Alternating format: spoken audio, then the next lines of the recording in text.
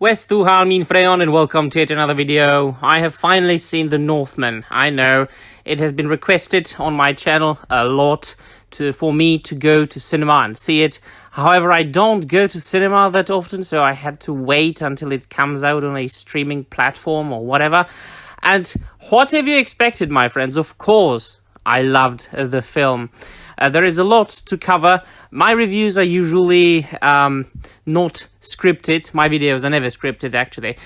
So I'm just going to talk about it randomly, about the individual aspects of the movie that come up my mind. Of course, I love the combination of the historical aspect and the legendary aspect. And in this, it reminded me, as in many other cases and aspects, of the first couple of seasons of the Vikings TV show on History Channel, before it got to Netflix and they started including all this crazy modern mumbo jumbo and race swapping Jarl Håkon and things like that. There are characters, of course, that were inspired by both history and legends, because we know that there are many historical characters or personalities that are mentioned in sagas and in old documents that are of more of a narrative manner. That we are not sure if those people existed, or if they did exist, if they existed the way they are described in those old texts, such as Ragnar Lothbrok in the Vikings.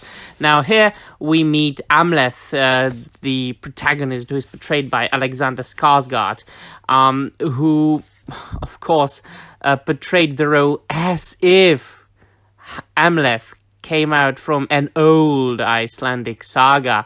And I also loved the portrayal of the King Warraven, who was portrayed by Ethan Hawke. Now, we of course have this typical traditional revenge story and now this review or this video might contain some minor or major spoilers. So if you don't want this film to be spoiled for you, leave, watch the film, and come back then. Of course, we meet the protagonist when he was a little boy, and his father is killed by his brother, actually, who was a bastard son of King Arvendil's father. And Amleth manages to escape while the men of Fjölnir, that's the name of the brother, pillage the village and actually take over, and Fjölnir becomes the leader, the king. So Amleth escapes, but he promises that he would come back, that he would avenge his father, that he would save his mother, who was Queen Gudrun, I think, and she was portrayed by Nicole Kidman, and that he would kill Fjölnir. Then, of course, we meet Amleth again. He was rescued as a boy by Vikings, and he was raised by them and grew up among them. He became a berserker, which are, of course, these legendary warriors who able to get themselves into a battle mania and rage so strongly and so deeply that the adrenaline in their blood was so high that they were almost unbeatable. All of this was, of course, very much exaggerated in the old ancient texts and poems and legends and sagas and so on and so forth, but it all looked very cool on screen. The battle scenes were extraordinary, and Alexander Skarsgård, of course, got into an insane shape, and growing his beard, growing his hair, being all dirty and muddy, wielding his swords and axes, and screaming all the time. This movie was very entertaining as far as its action-packed aspect. However, I also very much appreciated the artistic side of the film, because not only was the film faithful to the history, which means no bloody horns on Vikings' helmets. The characters, the Europeans, both the Germanic peoples and the Slavs from, the areas of today's Russia, looked like they should look, if you know what I mean. So no swapping mambo jumbo there. There was a correct use of the runes, runic letters that were not written on parchment or paper because the Vikings didn't have them at the time. Papers. So runes were engraved or stamped in various things. But I also appreciated the visual structure of the film. There were some gorgeous visuals. The dream sequences of Amleth that were, in most cases, connected with Norse mythology were extraordinary. I love the fact that each and every time we see something that was inspired or right away taken from Norse myths, such as when Amleth saw Odin, when he was carried by the Valkyrie to Valhalla, that was awesome. When we saw Yggdrasil, the world tree, all these things were a part of kind of a dream sequence or a hallucination of Amleth. So if somebody wanted to be nitpicky and didn't want to consider this film to be also partially fantasy, we could say, oh yeah, but that was only in his dreams, and it was the representation of his firm belief in the old Norse gods.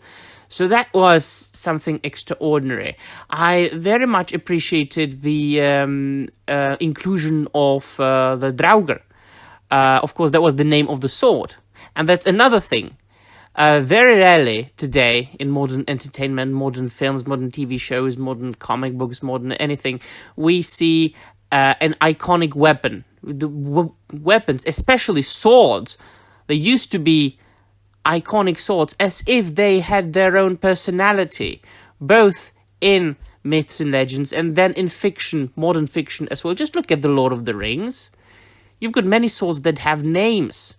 And famous swords of famous warriors or rich people very often had swords. So this particular sword was called Draugr, which was like the undead in Norse myths.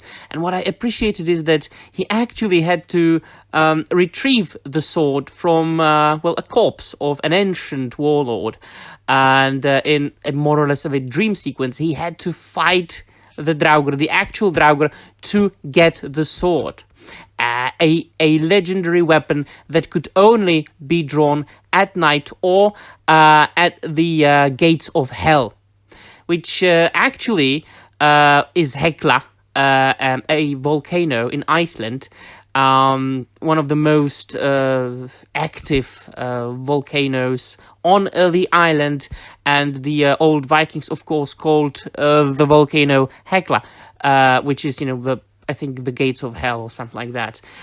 So this very beautiful combination of history and legends and myths makes this film very rare today. And all in all aspects, The Northman is a very, very rare film in 2022. You can't see any film today that would focus on purely and clearly European history, European myths, European legends, so much without any swapping, without any attempt to erase the European culture as much as the Northman did.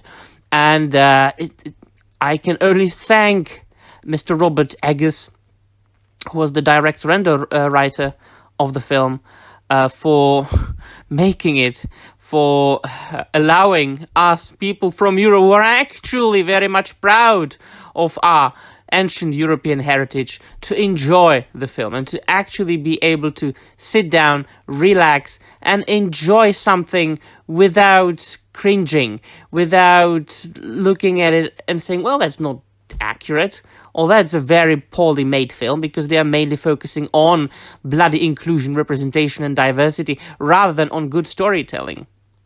And of course, there are people who will be analyzing the film and the different historical and mythological aspects of it into depth.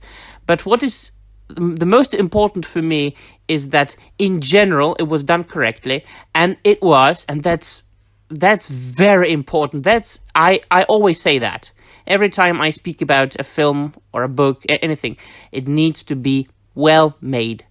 The craft is the most important thing. The storytelling is the most important thing.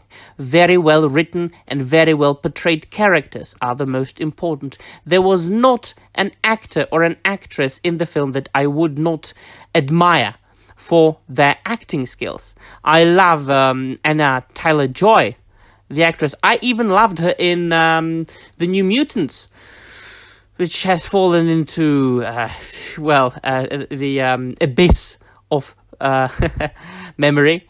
The film based on, one of the X-Men comic books from the 90s. But she's a very good actress, and she portrayed Olga, the Slav girl, or the Slavic girl, perfectly. Of course, Willem Dafoe. I mean, this man is a master actor. He played Hamir the Jester. And I'm going to tell you, this man was born for playing crazy people. Of course, the first film I saw him in was the Spider-Man with Tobey Maguire. Was also over 20 years ago was made, was it? About that. So I was a wee lad when I saw him for the first time in Spider-Man, and since then I've loved the actor, especially in the roles of insane people. And this role, my friends, was a chef's kiss for him. What else did I want to say? I think that's pretty much it. As I said, to sum it up, I enjoyed the fact that it was very well made. It was a quality made film. The actors were fantastic. The director was awesome. The script, the visual aspect of the film, very, very artistic, very good. The soundtrack, of course, you have to see many similarities with the Vikings, the first couple of seasons. Because if you think about it, the Vikings is really like the perfect TV show about Vikings. So, and also very popular. So if you want to make a very well-made Viking film, you have to take certain aspects. You have to be inspired by the Vikings TV show. So some of the visuals and the music, of course, was a clear inspiration from the Vikings. What I didn't... There was one thing that I have a tiny little gripe with. That one thing that I didn't enjoy that much, and that's each and every time they make a film about Vikings, all the actors have this unidentified accent that is some sort of a combination between a Scandinavian / Slavic accent. As if the actors weren't sure if they wanted to be Scandinavian, or if they wanted to portray Russians, or if they wanted to portray Czech people. It's this some sort of vaguely European accent in English, if you know what I mean. I think it would be much better if they all used their own accents, and we would know that these people are, portraying the Northman, or the old Slavic people. I think that would suit it better. Or if they all used RP, such as they do in many other, but not like all RP. That would be stupid.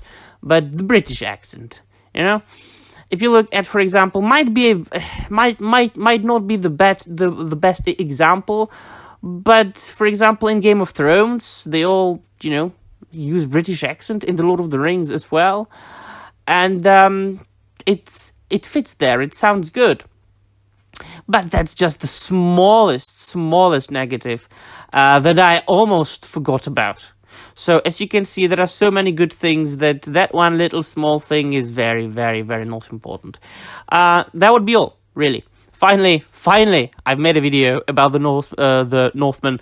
thank you everybody who recommended this film for me, but I think there really wasn't a need to recommend this for me. I was going to watch it anyway.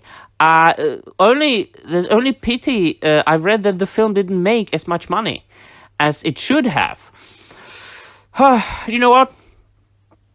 That's the sad state of today's entertainment. People go and watch Marvel films. Each and every MCU movie makes millions and millions and millions of dollars.